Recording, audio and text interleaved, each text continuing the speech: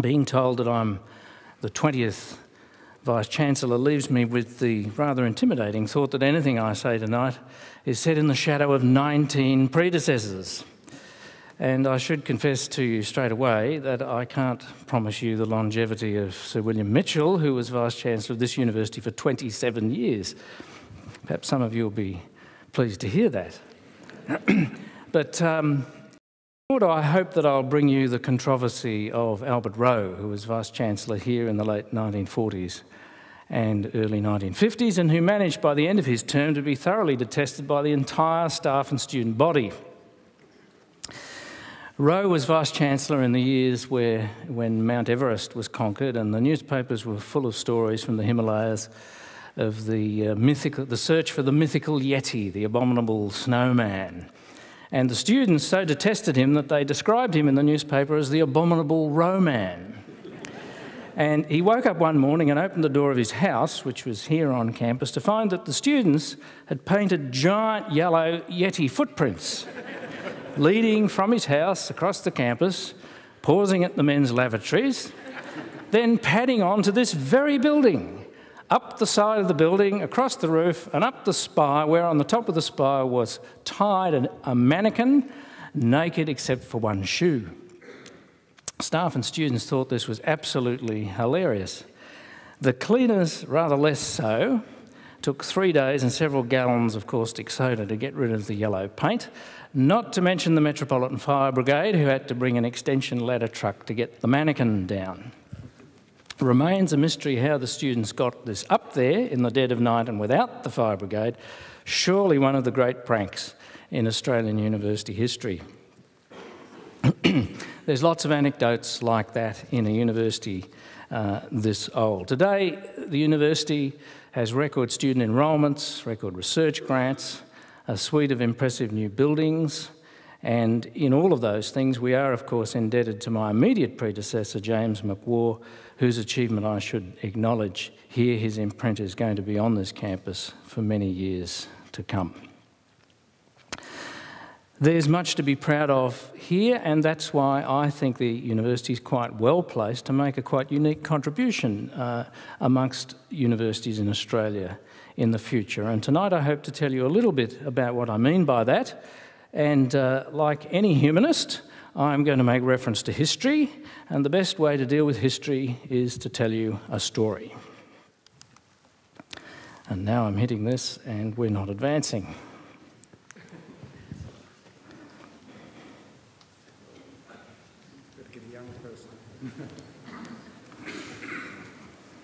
No juice.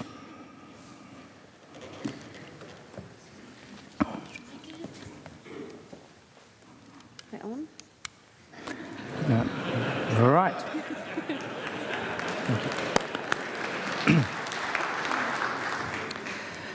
This is the prettiest street in Berlin, Unter den Linden. And you can see the double row of lime trees which gives the street its name, Under the Lime Trees.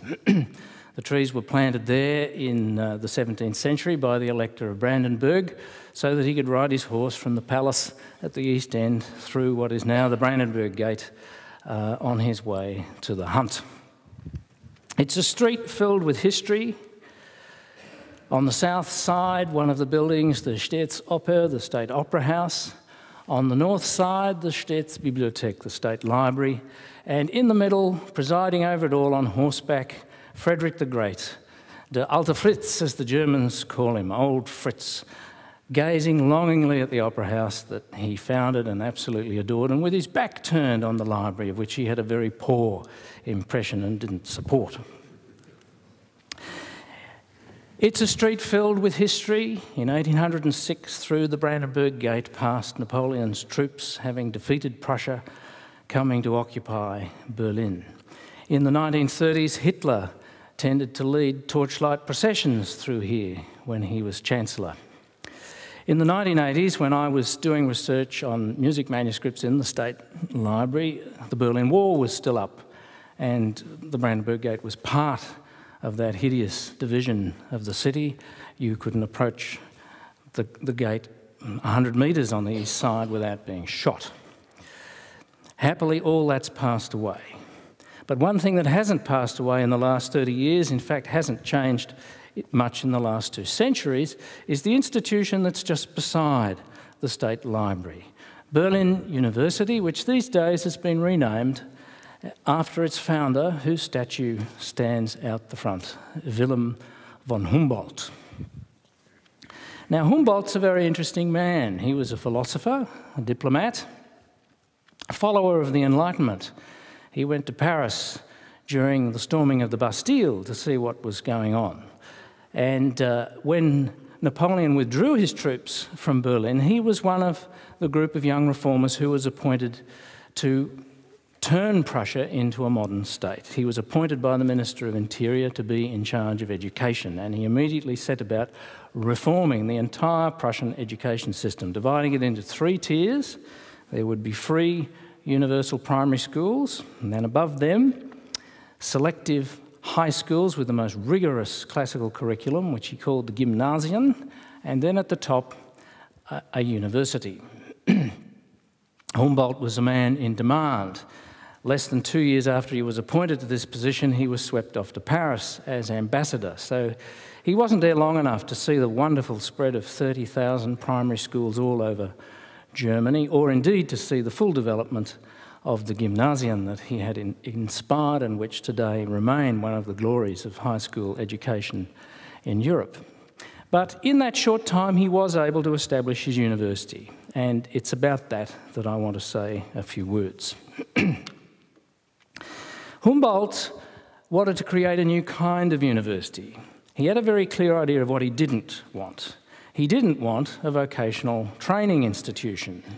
His friend, the poet Schiller, had had the most dreadful time in one of those in Stuttgart, the rigid curriculum and these students being narrowly trained for specific jobs, very uninspirational.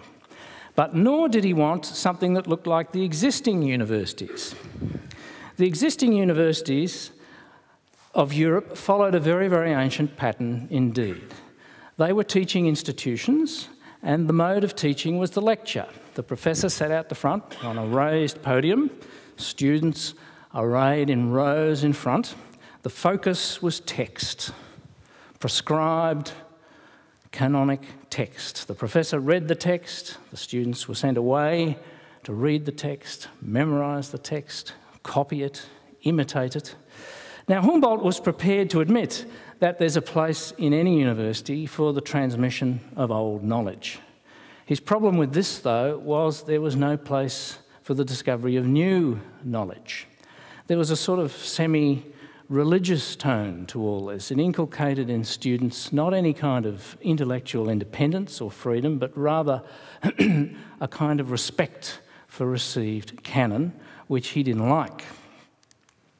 One kind of text he was a bit more interested in, and that was the encyclopaedias that had been appearing and becoming very fashionable in the days of his youth. The Encyclopedia Britannica in Britain and Diderot's Encyclopedia, which is the one pictured here. Here, the encyclopedists attempted to bring together into a single volume all known human knowledge. And the idea was that the ordinary person wouldn't need to go to university. They could educate themselves simply by buying a set of encyclopedias and dipping into them in any subject they chose. Now, there was a certain sense of independence, of intellectual adventure here, which Humboldt liked. But nevertheless, his problem with this was it codified knowledge. These encyclopedias were out of date the day they were published. For Humboldt, knowledge was not like that. Knowledge was a process of discovery. It was never finished, it was spontaneous, it was continuous, it was something that wasn't in the universities at that time. It was research. Now, research in those days was largely conducted in private societies like the Royal Society in London or the Prussian Academy of Science. And here, men met together to give oral reports to each other about experiments and discoveries they were working on. There was something of intellectual adventure about this that Humboldt rather liked, which he wanted part of his new university. His problem with the private research societies, though, was there were no students. So the adventure, the inspiration of having students and teaching wasn't there. He wanted somehow to bring research and teaching together. In 1810, he wrote a little treatise which explained the kind of university that he had in mind. And I want to read to you some key phrases from this. Ihr Wesen besteht darin innerlich, the inner essence will be die objektive Wissenschaft, objective science, mit der subjektiven Bildung zu verknüpfen. Let me put it in English for you. The essence would be internally connecting objective science with subjective education. To put it more simply, research and teaching would be equal and united. Now, just parenthetically, note the use of the word Wissenschaft here. Literally means science, but it's clear in the way Humboldt uses it that he means something broader than this. Knowledge, he says, in the deepest and broadest sense of the word. It's probably better to think of scientific method. His proposal was to bring the objective methods of science to any subject of university study, including the humanities. So, for example, in my own field, in music, Berlin University wouldn't teach music as a profession. That was the business of conservatories, but it would teach Musikwissenschaft, the science of music, now known as musicology.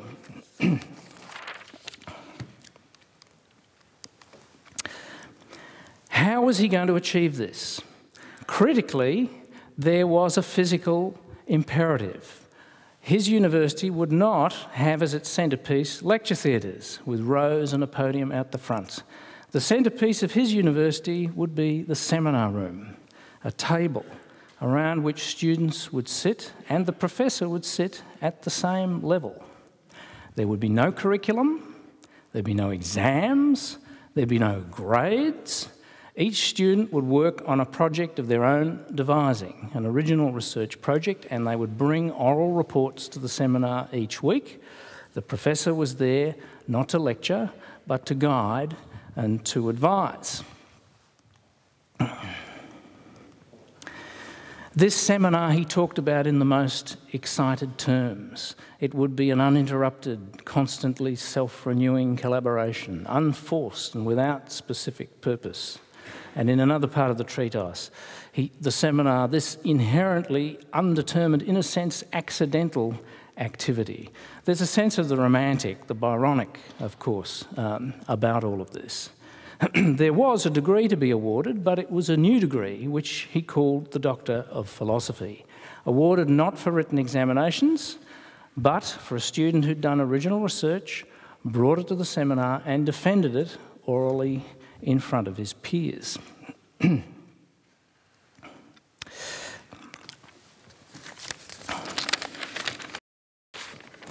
Now, it's difficult to convey now how radical this was at the time.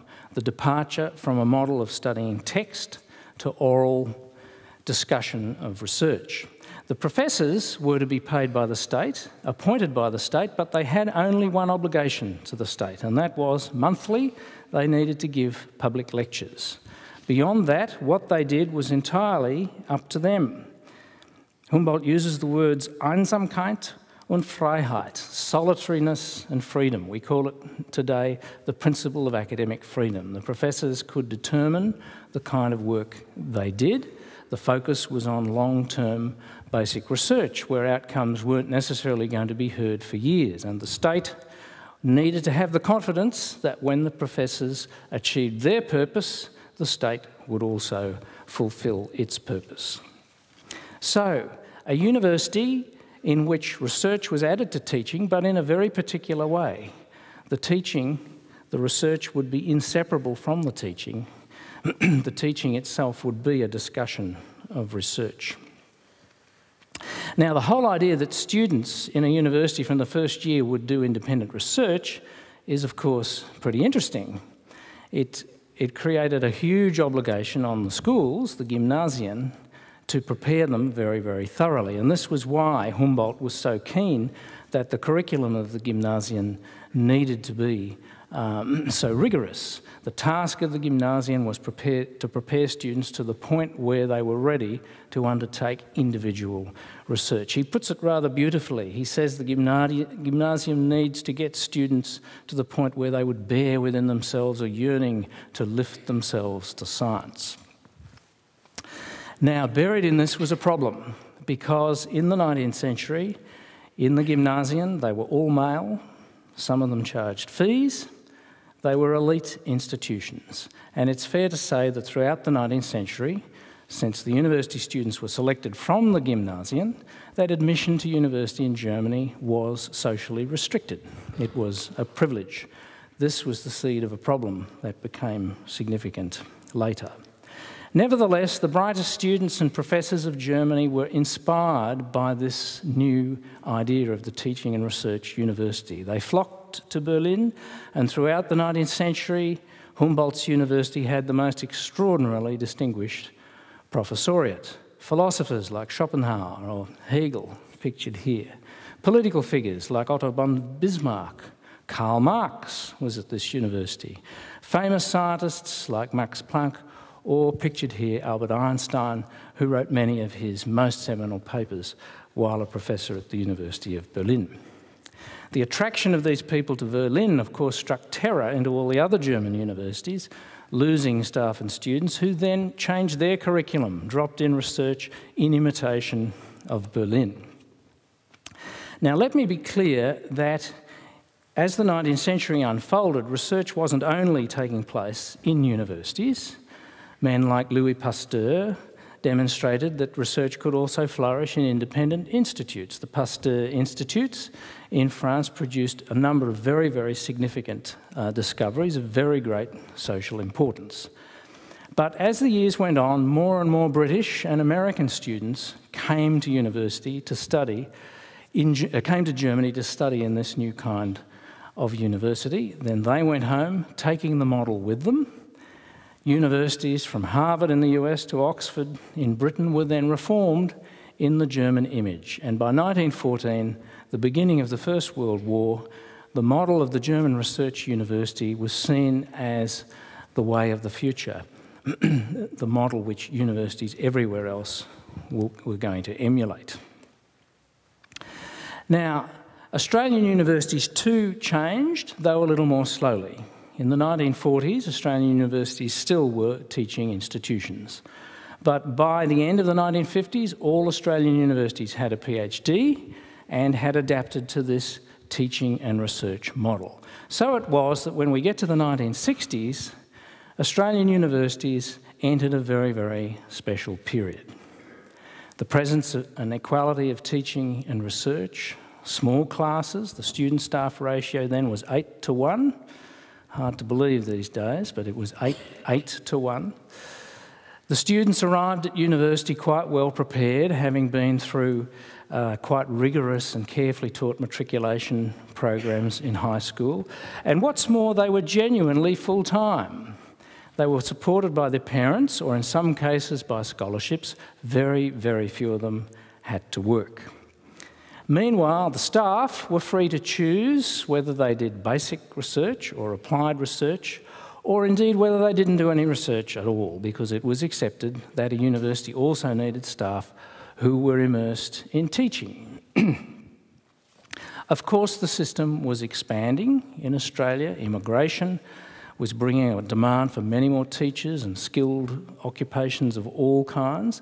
The way the government dealt with that was by expanding teachers' colleges, technical institutes. The universities were left to pursue the traditional professions and research. There was a binary system which expanded as the population grew.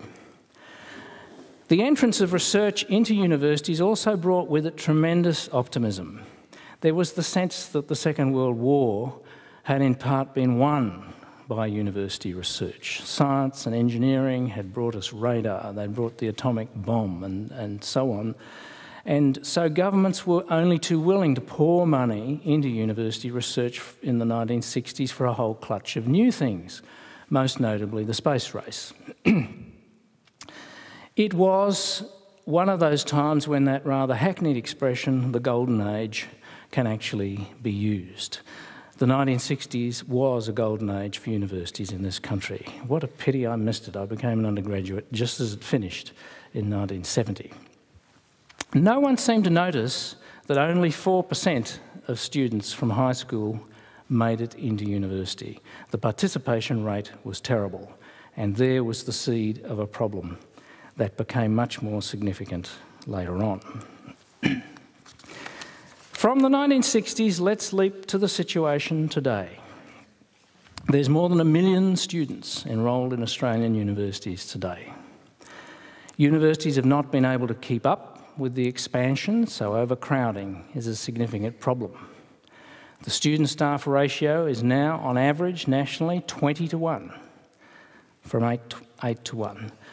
This means that enormous classes are the norm. It's not uncommon in first-year subjects in some universities to find classes of 1,000. The university I've just come from at Melbourne, Biology 1, has 1,500 students in the class. Not surprisingly, students are not all that enamoured about this mass experience, and when they finish the National Course Experience Questionnaire, they use to express rather modest enthusiasm and mild degrees of satisfaction about the experience they've just had. What's more, the students are now, by force of circumstances, working. The average student is working 12 to 15 hours a week, a very significant minority working 20, 30 hours a week while still enrolled full-time. This is a very, very exhausting situation.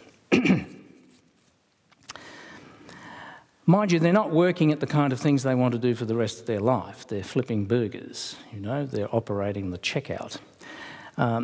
What they want is graduate employment, and they're aware that in Australia now more than 1/3 of all occupations require a degree. Yet we know from surveys that they worry that the courses they're doing are not giving them the right skills to get that graduate employment.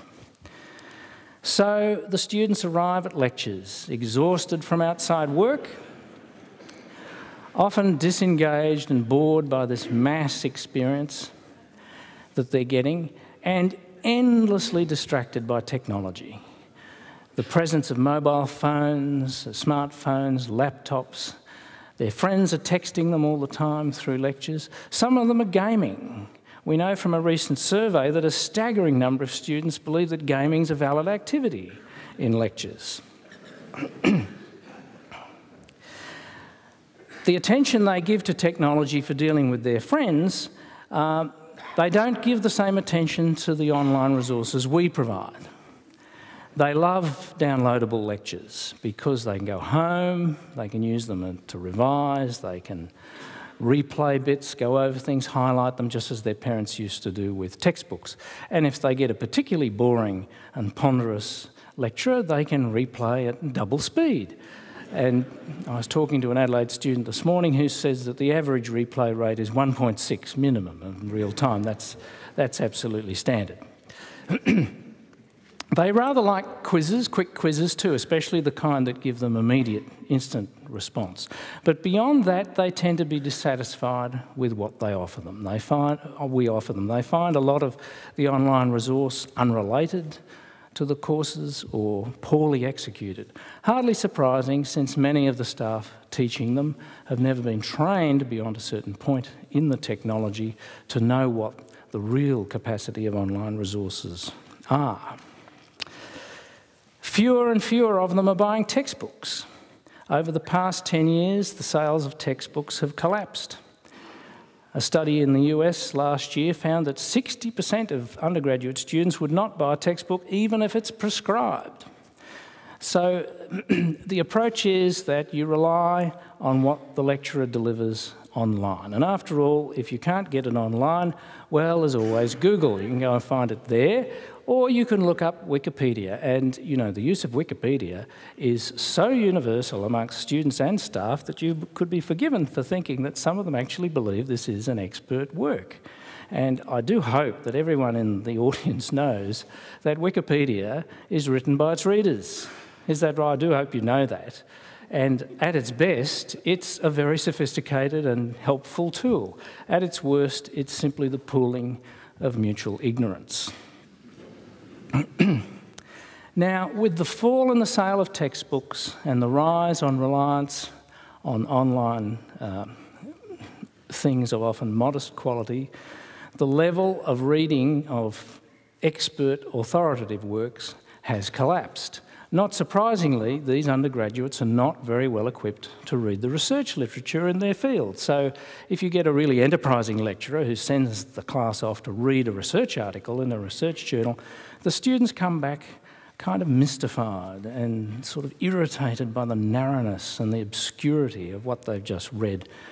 They certainly don't come back inspired at the idea of research as the centrepiece in teaching. Humboldt's vision seems a long, long way away. Meanwhile, the staff have never been so pressured by research. They're dependent on measurement of research for their recruitment, their promotion, their reappointment. The government is bearing down on them, measuring through the ERA, measuring one department against another, one discipline against another, one university against another.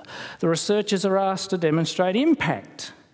Now that's fine, of course, if you're doing applied research and 12 months from now you'll have the result. But if you're immersed in long-term basic research, which always has been the bedrock of research in universities where there might be no outcome for years, the question to demonstrate impact strikes terror into your heart. And internationally, we have the rankings. The Times of London, Zhao Tong, measuring one university against another. And what are they measuring? Well, they haven't yet been able to work out how to measure teaching in any objective way, so they measure what they can, which is research. So yet another pressure from the research side of the equation. Nearly 40% of students around the world, we know now, choose which university to go to based on the reading of the rankings. Yet I wonder sometimes if they know what's being measured. If they're going for an undergraduate experience, there's very little about the campus experience or teaching measured in these rankings. It's a measure of research. Meanwhile, the cost of doing research has exploded in some fields. What university alone can afford a synchrotron? $200 million to buy. If you're in the life sciences and a range of other fields, you're going to need access to supercomputing. And a supercomputer like this one, the IBM Blue Gene, will set a university back $100 million. If you're in astronomy, you're probably going to want access to a very large array. Now, let's not even begin to think about what they cost, but they cost about $15 million a year just to run. You'll all have read in the last few weeks about the wonderful advances that have occurred in particle physics just recently, the so-called God particle. That work was done in this machine on the left, the Large Hadron Collider. It cost billions of dollars to make. It costs $700 million a year to run. Now, one of the really welcome things that's happened in university research in recent years is global networks. Universities around the world banding together with government, with private enterprise, with research institutes to do together things that they can no longer afford to do themselves. But the problem is that these enormous, awe-inspiring installations are not only hungry for dollars, they're also hungry for personnel. Several of the installations I just showed you require 300, 400, 500 staff to run them. And these are not teaching and research staff. By and large, they're what we call RO staff, research only. Staff who have very little obligation in teaching and sometimes almost nil contact with students. Not surprising then that in some of our most exciting big science projects, there's relatively few opportunities for doctoral, postdoctoral students to get involved, and where they are, sometimes they're not well rewarded. The salaries are low, the scholarships are poor, the students are attracted outside the university sector to other things. So for 10 years in Australia, the last 10 years, the number of RO staff has doubled nationally, while the number of first-class research students is plateaued. It's flat we find it very difficult to recruit them and to keep them. Something good about where universities are now, though, is the participation rate. 4% in the 1960s, it's at 32% now. The Bradley report, adopted by the government, would have us get to 40%. Britain and some other countries are aiming for 50%. So there's still an element of inequity. To get to 50%, what will this mean? Classes of 2,000 instead of 1,000, perhaps? Humboldt's idea seems drowned in the massification of education. So how did we get from those halcyon days of the 1960s to this? Exhausted students, pressurised staff, mass enrolments, hideous financial problems. There were two things that happened, both of them in the 1970s. The first was the oil shock. Internationally brought on a crisis in the Western economies, and for the first time, governments around the world started to constrain their grants to universities. As the dollars dried up, so selectivity measures, benchmarking, quality control measures and so on started to be introduced. The other thing that happened, and it happened at exactly the same time, was that suddenly all the universities and teachers' colleges and technical institutes got an avalanche of new applications. The baby boom generation suddenly reached university entrance age, and a tidal wave of them applied for admission. The institutions couldn't cope, so they all introduced entrance quotas, and for the first time in the 1970s, finishing your Year 12 certificate, your matriculation was no longer a guarantee of a place in higher education. This naturally brought social tension, protests about how you got into university, who was getting into university, what it was costing. It was pretty clear that the binary system was teetering on the verge of collapse. And both in Britain and Australia it did collapse, and in the late 1980s was replaced by a unified national system. In Australia, under Education Minister John Dawkins, the way of finding all these extra university places that were required was to put the institutes, the colleges and the universities all together and call the whole lot universities. Now, it happened the same in Britain. So from the late 1980s, you get all kinds of higher education poured into a single mould. The expression, the research-intensive university, was born. Because of the fact they were now called universities, they all had to put research in their mission, even those kinds of colleges and institutes that had had no involvement or interest in research until this time. It didn't have to be like this.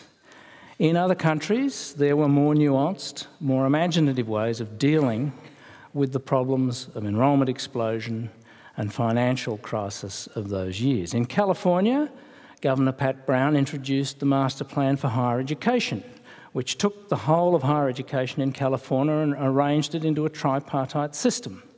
At the top of the system was the University of California, where its campuses would be open to the top eighth of high school leavers. Then were all the senior colleges that were grouped together under the name CSU, open to the top third of school leavers, and then the community colleges open to all those who finished high school and had turned 18. Different modes of teaching, different kinds of governance were applied as appropriate to each of the three levels. Now, it was a hierarchy, but it was a hierarchy of academic merit, not one of social class or privilege. It was fundamentally a democratic solution to the problems of the enrolment explosion, and very, very widely admired and imitated in many other places, including in several other American states. So in New York, for example, the state system SUNY and the city system CUNY were both created in image of the California Master Plan. When I was taking classes at CUNY in the late 1970s, despite the fact that university had 1 million students, because of the hierarchical approach, the undergraduate classes, most of them were under 30 in a classroom, and the graduate and doctoral seminars mostly 10 or 12. What would Humboldt make of universities if he came back today? I think he would be terribly impressed by the complexity of the research we now undertake, the major questions we address and the awe-inspiring equipment we use to address them. I suspect he would have been pretty censorious of government and its interventions in universities, which he would have seen as an encroachment on Freiheit, academic freedom. I doubt he would have much approved of some of the vocational training courses that have found their way into universities. He believed those didn't belong in universities, really. And I'm sure the philosopher in him, the paradox of research in universities today would have amused him. On the one hand, staff who've never been so obsessed with research for their own survival. On the other hand, the undergraduate teaching they're doing where research has never been further from the core. Wikipedia, I suspect he would have thought no closer to a pathway to real knowledge than the encyclopedias of his own day.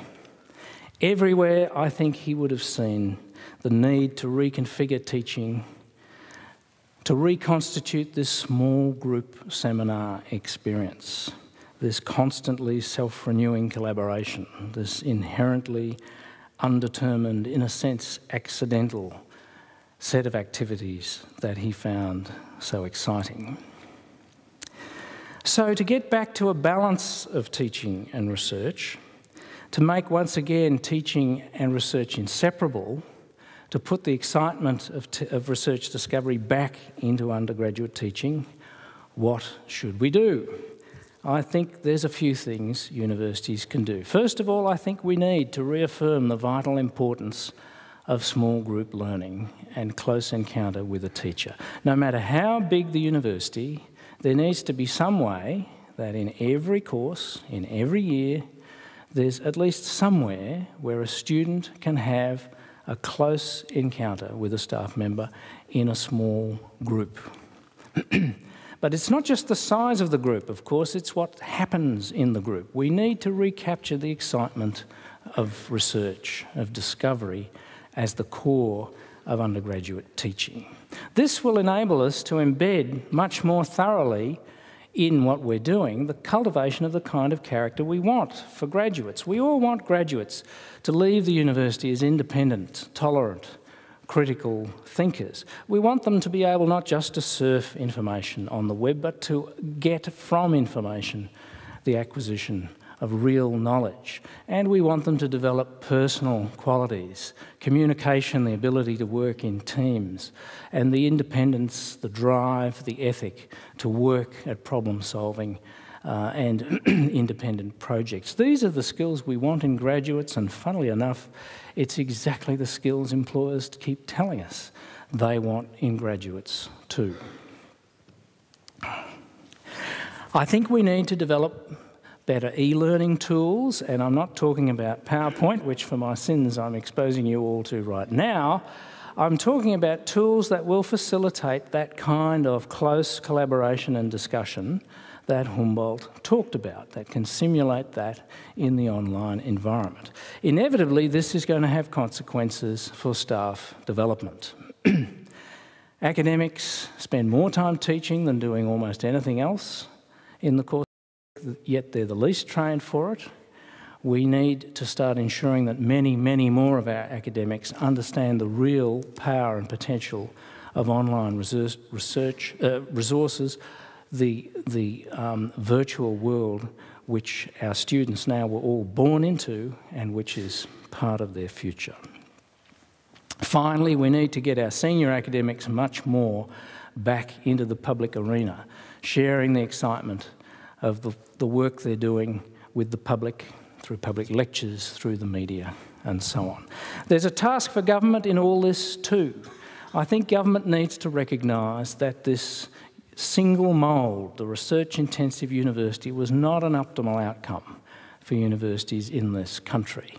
Governments need to appreciate that there's actually a continuum, and universities, in determining their mission, need to be able to make a choice on the spectrum between teaching and research, where they're going to locate. Let's remember that over half the universities in the United States, including some very great universities, are teaching-only universities where no research is done at all.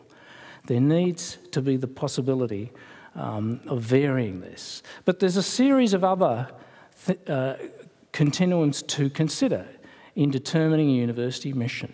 The extent to which we're going to focus on transmission of old knowledge and commit to the development of new knowledge. The extent to which we wish to broaden the minds of students we teach or deepen their knowledge in a single field. The extent to which we're committing to applied research commissioned by outside bodies or committed to basic long-term research. The extent to which we wish to partner with the community in joint projects or stand apart from community as the critic of social development. The extent to which we wish to serve the existing professions or change the social shape that determines those professions, and the extent to which we wish to pursue international reputation versus seeing ourselves as an important part of national identity.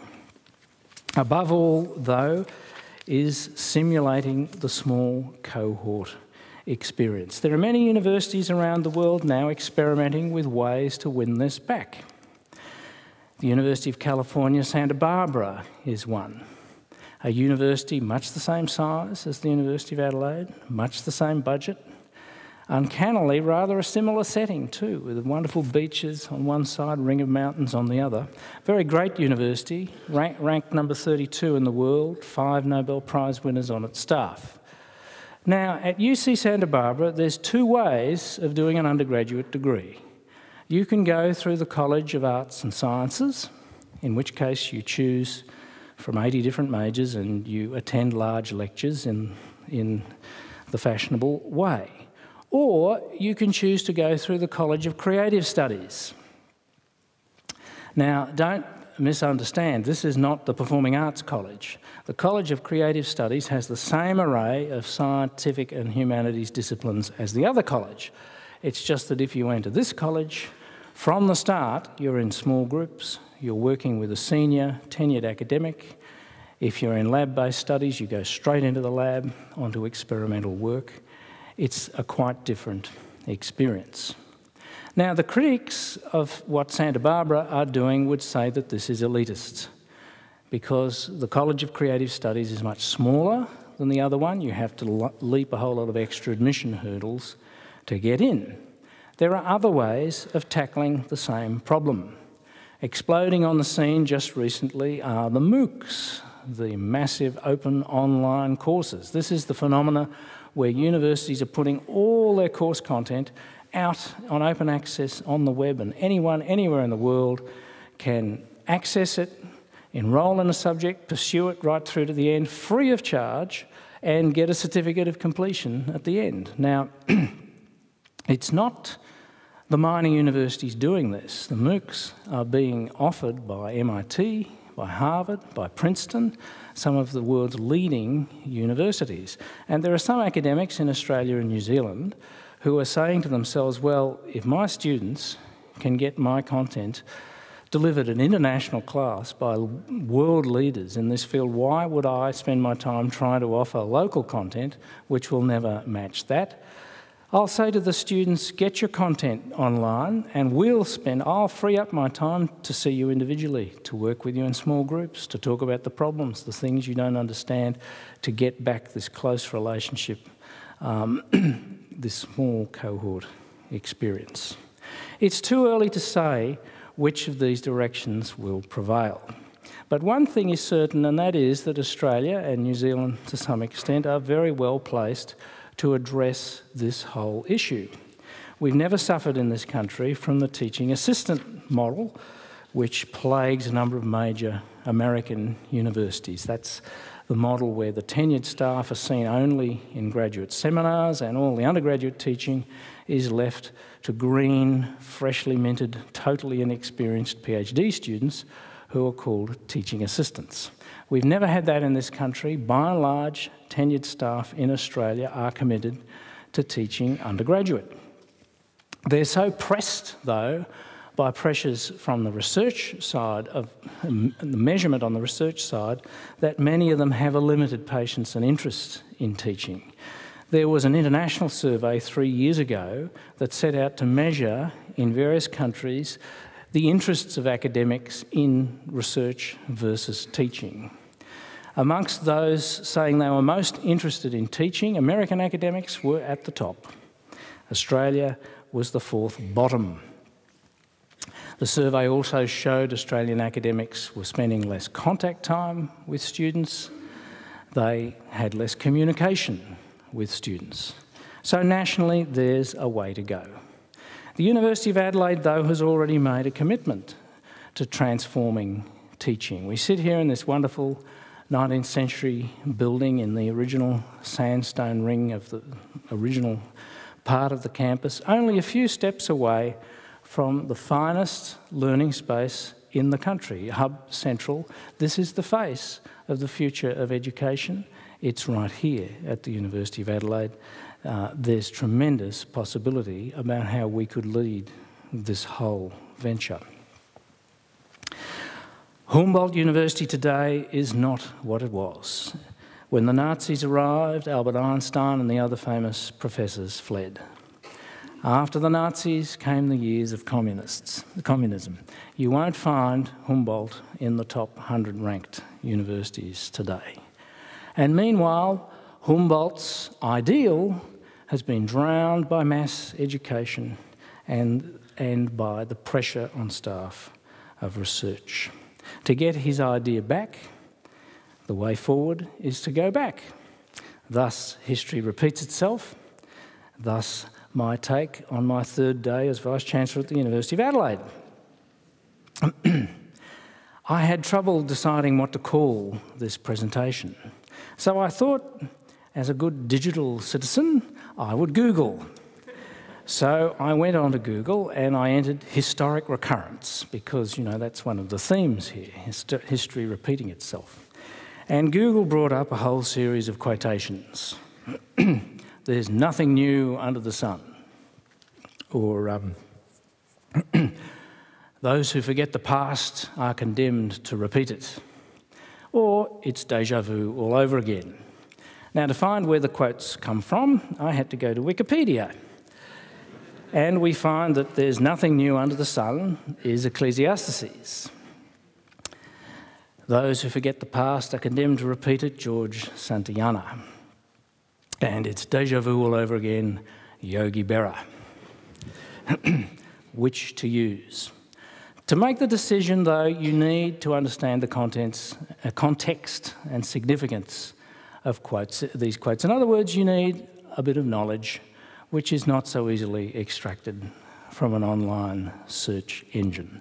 The ancient pronouncement of Ecclesiastes, that wonderful power that cuts through translation from the Hebrew.